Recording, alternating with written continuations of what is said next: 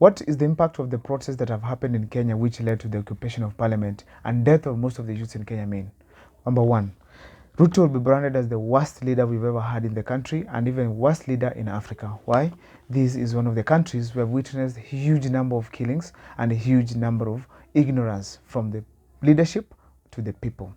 Now, why is Ruto going to be branded as one of the worst presidents? The killings, of course, have happened in the streets of Kenya by the peaceful protesters, where the peaceful protesters have been killed by the police. And of course, some of them shot by a sniper.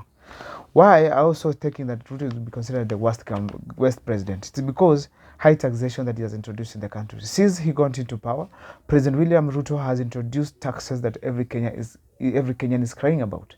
Teachers, all professionals, teachers, doctors, all of them crying that, excuse me, you are doing a lot that expected. You are kindly trying to bring us down by huge taxes. You are overtaxing us and kindly hold fast. We deal with what we have. Please fix our problems. Don't create problems in us. The government has taxed many people.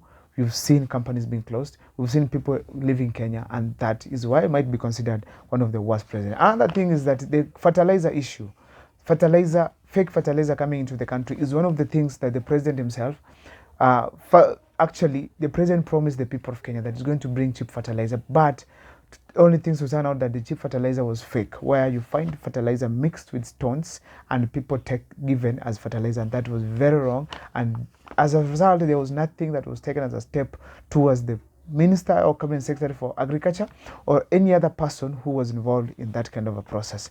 That was very wrong. Also, there's a huge cases of corruption right now in the country, and these don't arise from the government but from the people by observation, where we see members of parliament carrying money in sacks, going to functions carrying money like in sacks. I'm telling you, huge amounts of money to go and donate, where you are, which raises questions.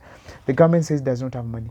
Where do we get this money? Money is coming from? You find parliamentarians having huge amounts of money donating in churches and other places, while Kenyans themselves are crying, hungry and jobless. Now, another impact that's going to arise from this protest, it is that the African, especially Kenya, is going to lose allies from the African nations.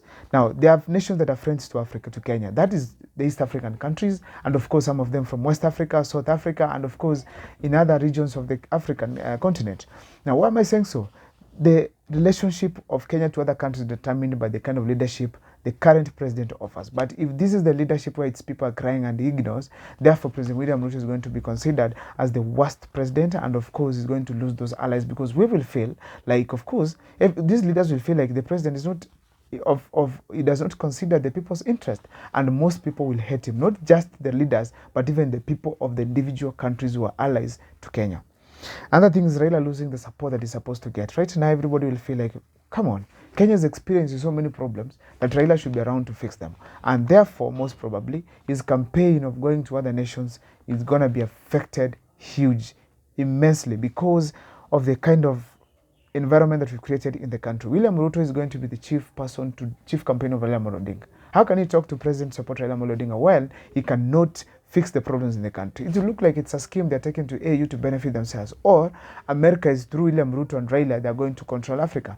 That is where we are saying that this country, this kind of a state, is going to affect Raila Odinga's elections. Raila Odinga's campaign, as well, the ability to be elected as the AU Commission chairman. That is my video there and there. Can leave this first time you're watching our videos, make sure that you subscribe, like and comment, because that is the best support you can give this channel. Let's reject the finance bill strongly.